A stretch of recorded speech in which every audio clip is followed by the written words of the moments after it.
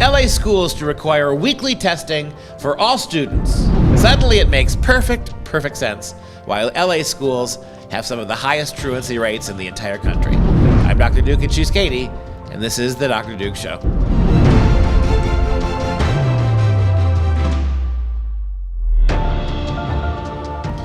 Hello, everyone, and welcome to The Dr. Duke Show, the only program that keeps you educated on the craziness impacting K-12 classrooms and college campuses around the world. And LA qualifies. Today's show is, however, sponsored by Mike Lindell and their good friends at MyPillow.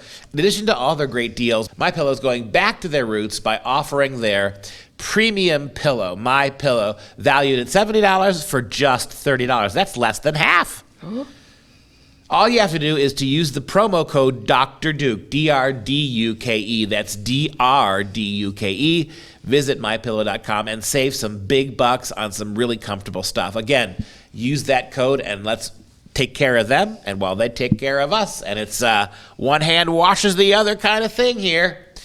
Meanwhile, we start today in the wacky world of Los Angeles, California, one of the highest, most expensive school districts in the whole country to educate. They spend more money than almost anybody on our kids. They get the worst results. We have upwards of 8 out of 10 African-American men graduating from this public school system, functionally illiterate. They are a train wreck in every sense. They have one of the highest percentages of truancy of any district in the country, and they've just announced now that every single student, teacher, staffer, and janitor must return to school, take part in weekly COVID testing. You don't get to be in Los Angeles public schools, no matter who you are, unless every single week, regardless of vaccination status, you're getting so tested. Well, it makes perfect sense because when, COVID hit initially and all kids went home and teachers went home, they lost half their students. That's an exaggeration, a little hyperbole, but they lost many students. They just had no idea where these students even went. So instead of actually taking the time to be like, here are the teachers and staff and the high schoolers maybe who are vaccinated, here are the ones who aren't. So, okay, the vaccinated ones, we're fine, we got you. Just test everybody. And now that, it's August and we're about to go back to school, we're going to just announce that little drop in the bucket, little nugget of information here for you, mom and dad, to decide, by the by, this is what's going to be happening to your kids. So as you had said, LA is one of the largest, it's the second largest school district in the whole nation. And they have about 75,000 employees and they serve 600,000 plus students. 600,000 plus students plus 75,000.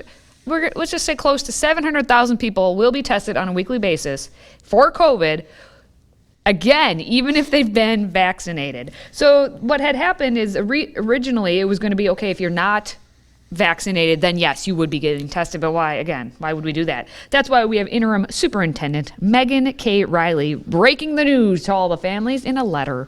She wrote a nice letter saying, as part of our efforts to maintain the safest possible environment for students and employees, we are closely monitoring evolving health conditions and adapting our response in preparation for our full return to in-person learning on August 16th. All students and employees, both vaccinated and unvaccinated, returning for in-person instruction must participate in baseline and ongoing weekly COVID testing. This is in accordance with the most recent guidance from the Los Angeles County Department of Public Health. And so, again, you got kids who can't read, kids can't write, kids who don't know anything about history, kids that are completely functionally illiterate, and you're spending time on all these ethnic studies courses. There's going to be a new ethnic studies course required in California this year, coming up down the road. You've got all that time spent on studying the history of unions, studying the history of homosexuality in America. Now you're going to spend all this time testing in and out of classrooms. It's unbelievable when you think about how much time and money is wasted here. The Los Angeles Times also pointed out that, quote, the county health department does not require testing those at school who are vaccinated, but it permits local school systems to adopt a more stringent testing policy. In other words, this is not about science. This is not about CDC recommendations, which are less than this. But they do allow public schools to go way over the top. And guess what? They do. And on top of this, you may be thinking to yourself, well, geez, if that's going to happen to my kid, you know what? I'm going to go online. We'll get a, we won't worry about it. It's said for in-person learning. Whoops, the deadline passed. Oh boy, without a mandate. That deadline was just right just there. Last Friday. Just before this. Yeah. Yes, it just happened, so in other words, we missed it. They wanted to make sure that the deadline came and went before they announced to you that you're going to have to get tested every week. We're just following with the science and keeping up to date with the science as the science comes over. Anyway, just as a point of reference, so you understand what is happening with the science and the data. In LA County, there have been 3,600 new cases recently of that when they were taking a look at it. 991 infected people were hospitalized and 5 deaths. Now, if you live in LA County, the number of deaths that happen every single day from any and everything else is more than 5. Bet you those 5, there's not a single kid under the age of 18. No. Which probably makes it even less likely that your kids are going to have any real trouble with this. But this is Los Angeles, so... And on top of that, when you're talking about the kids specifically, in their most recent data, so they've decided that, too much work to actually separate, like in terms of, because in the name of equity, everybody has to get thrown in, right? So instead of being like, you got vaccinated and you haven't, you're taking half of the population of the kids already have been vaccinated. Yep. So think of all the money that's just being thrown out for every one of this. LA County Public Health Director Barbara Ferrer said on Thursday that the department was not considering an order to close schools and emphasized vaccination as the best. See, if you let them work from home, then you can't force them to get vaccinated. If you told all these moms and dads that we're going to close this down, we're going to force all these tests before the deadline, I bet you another 50% of public school kids would have opted out. But you can't opt out now because what they really want is to bully your kids into getting vaccinated. And you watch how soon before weekly testing becomes weekly mandatory vaccination for anybody who's not participating. Yes. And the best part of this entire story is the analogy made, the reference comparison made by the United Teachers Los Angeles Union president, Cecily Myers-Cruz, who said in the LA Times that vaccines are like seatbelts. Seatbelts are necessary, but not invincible. Just like we need seatbelts, airbags, and speed limits, we need masks, ventilation, and testing to keep school communities safe. It's a stupid analogy. In fact, I'm going to turn your analogy back on you. What about the population that doesn't drive? Do they need seatbelts? If somebody's not going to get in the car, if somebody's not going to be trundling off to your school, if somebody's not going to do that, why do they need your seatbelt? You say seatbelts are mandatory. They're necessary for everybody? Even people who don't go in cars? Even people who use public transportation or walk or ride their bikes? No. You see how quickly your analogy falls out?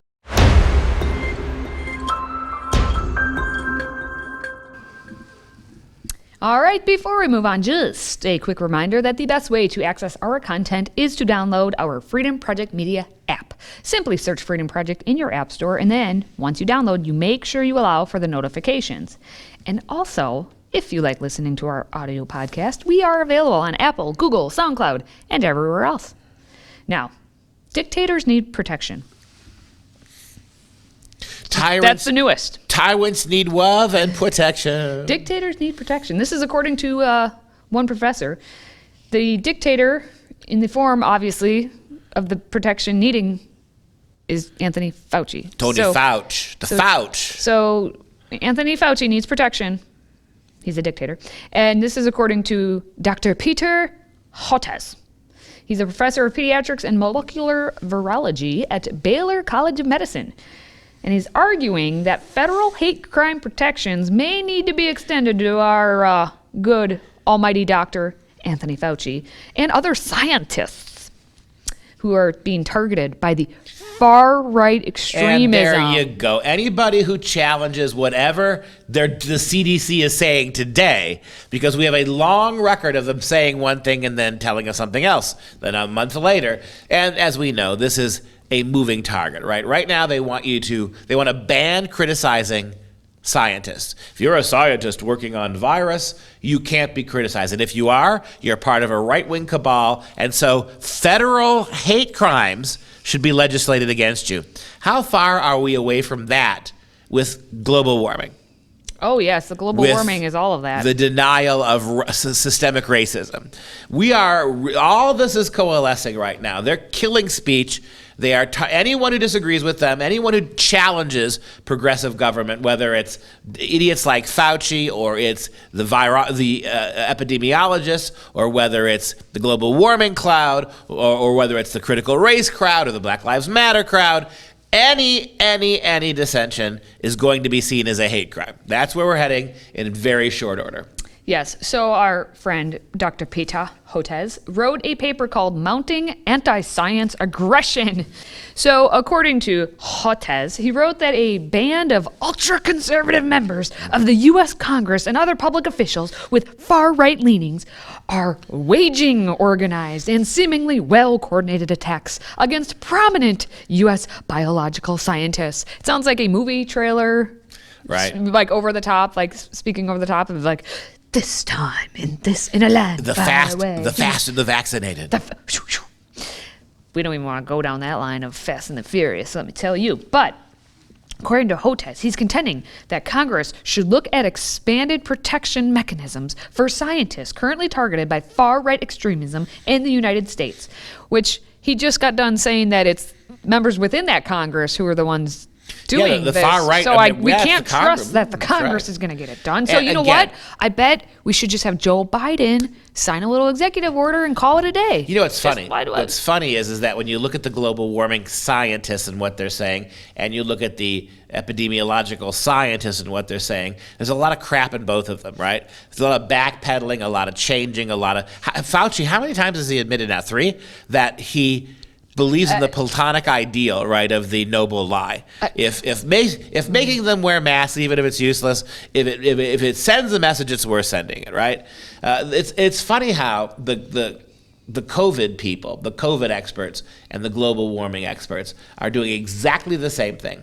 It is perfectly meet then and perfectly necessary that sane and sober America mock them. You got to mock these people, right? The only way you can deal with their increasing authoritarianism, and what did Al Gore want? Let's put people in jail if they deny global warming. Same thing with the vaccines now. And you've got what you've got now is the social medias that will do your banishing for them. So this guy wants to turn it into a federal hate crime to challenge people like Fauci in any way. And it's always this cabal of radical alt-right people. You hit it on the head. Every Hollywood movie now, every bad guy is some neo-Nazi with blonde hair and blue eyes, right? Islam can't be used. African Americans can't be used. The bad guy's got to be a white guy, usually somehow a former Nazi.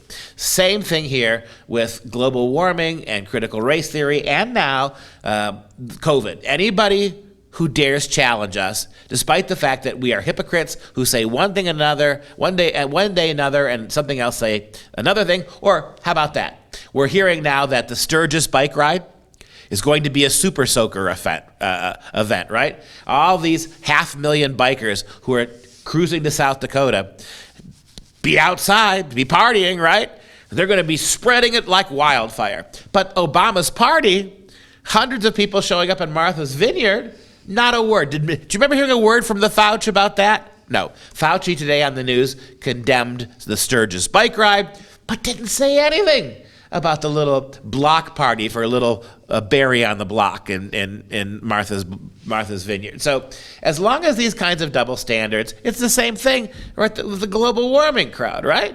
Double standards. And yet we're now not allowed to mock those double standards. Well, all right. Now, our friend Hotez cited a bill called the Scientific Integrity Act of 2021, and he said that the bill would protect government-funded scientists from political interference, but he says that this needs to be extended for scientists who are private research universities and institutes. And still another possibility is to extend the federal hate crime protections. That's where he started talking about the federal hate crime protections. And now, as you saw in the image, he is basically the new iteration of Bill Nye, the science guy. He's been a darling of the leftists, and he's been on CNN and MSNBC, and on Twitter, he's even been called the national hero. Yeah, they likened him to Dr. Leonard McCoy of Star Trek, but Hotez, in his paper, put a very detailed graphic so you understand exactly what he's talking about. Worked real hard on this one. So you have conservative news outlets. On the right and the left. See? On the right side of his little graphic and the left side, you've got conservatives. Yes, you have the outlets, you have the public intellectuals. And then at the top, in the middle, you've got right-wingers too. Yes, you have those who are those dangerous ones in the Congress. If I may, you've got there in the center poor U.S. scientists, and they're surrounded by conservative news outlets, far-right congressional members, and conservative public intellectuals. Makes it seem like, with that kind of power, conservatism should be controlling the country. But alas, 'tisn't so.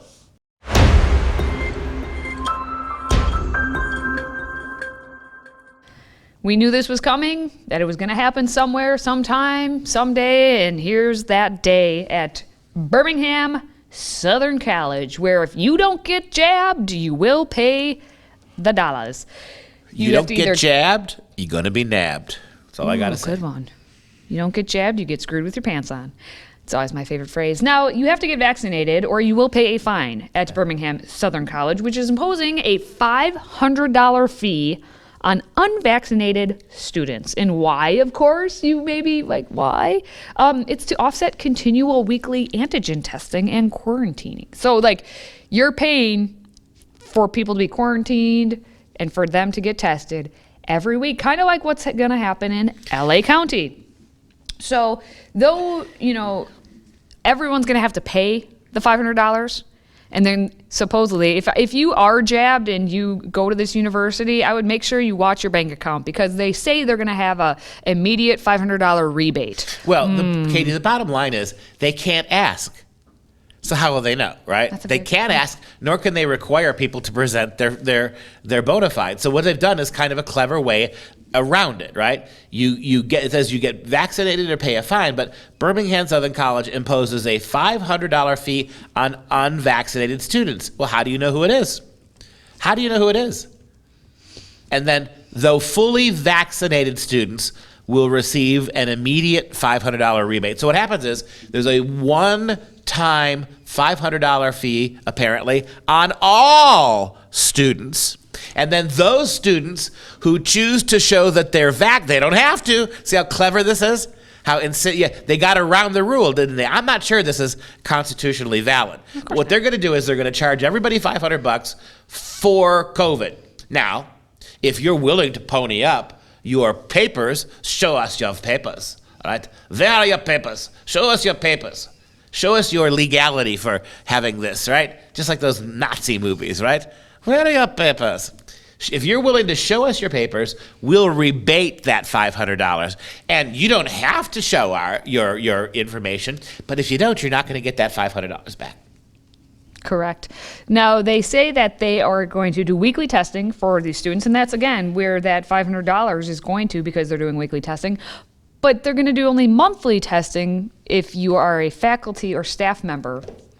I don't understand how that operates, but I don't go to Birmingham either. There's also going to be a separate move-in date to the dorms for you unvaccinated, unclean people.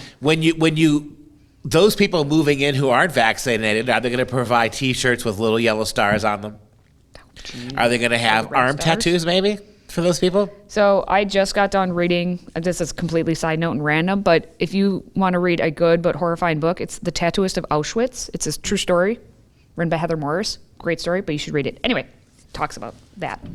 Now, the separate move-in date is happening. And according to Birmingham, in addition, why they have to do this, they're trying to use the federal government, obviously, because when you can't take responsibility for yourself, just say it was the federal government's fault. They're saying it was a lack of federal funds for the pandemic precautions for this upcoming term. So they had to they clearly don't have enough money in the well, so they had to just go to the students and take all that money from them. It's just a lie. They say that, as you quoted there, right, that they are instituting the additional fee because of lack of nonsense. They're doing this as a way to force kids' hands, right? To force them either to pay into the system because they're dirty if they haven't vaccinated. They're part of the problem. Or show us your papers, right? This is a way around all of that HIPAA privacy stuff.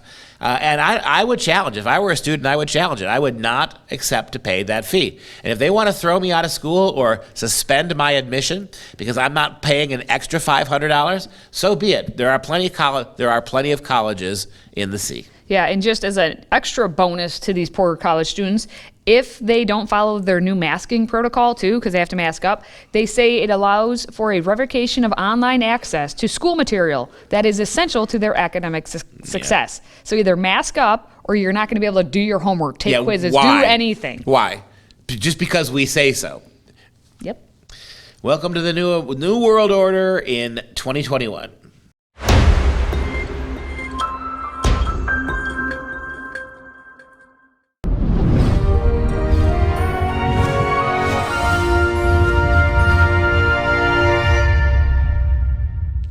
We are back for another look on this beautiful segment we do at the end of every Dr. Duke show called Instant Classics, where we try to balance out the fake education, like the stories we said today, all the lies coming down from academic officials, with a little bit of truth. And so we take a look at the sublime. In the dark times that we live, with everybody trying to institute more and more control on your movements, on what you can and can't do, about what you're able or not able to wear on your own face, we want us to consider the great painters of the 19th century, the sublime, so-called sublime painters.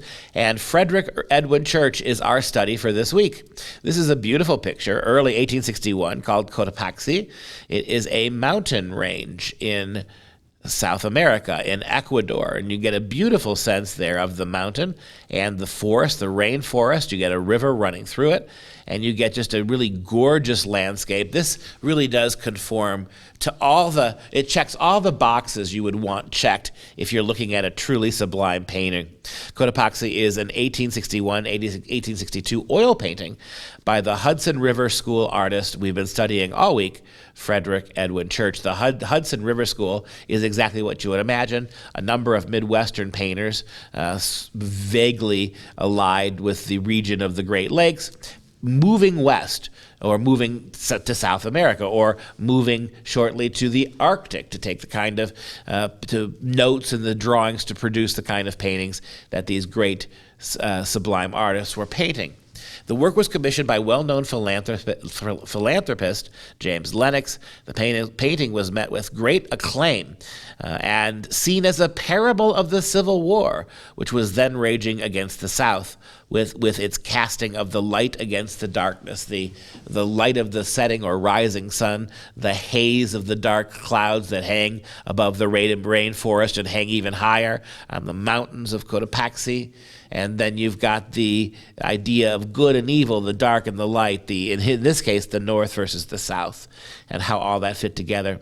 The painting depicts Cotopaxi, a volcano, actually, that is also the second highest peak in modern-day Ecuador, spewing smoke and ash across a sunrise.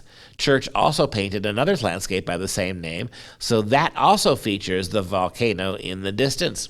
And so we know that darkness is volcanic ash and lava, and you can see the golden yellow heat of that mountain, that volcano, as it spews forth its contagion over this beautiful mossy scene, this beautiful rainforest scene that we have there in Ecuador. And so there's a lot to recommend itself. If you want to look at if you want to tick your boxes, okay, what does a sublime painting consist of? This one pretty much checks most of those boxes. All right. If you enjoy our content, please support us by joining the Patriot Club with a one-time $99 tax-deductible donation to allow us to keep bringing you these stories every day. Simply visit patriotclub.us to get signed up. And of course, as a little thank you, we will ship you our signature tumbler. Now we want to take just a moment, to show some love to our Patriot Club members. And today we're giving a shout out to Maria from Milwaukee, Wisconsin. Maria, hello. Thank you. Maria, I just met a girl named Maria. And that wraps up this show. For Freedom Project, I'm Dr. Duke. She's Katie. Let's get it brought sometime, Maria, and we'll talk and stay educated, my friends.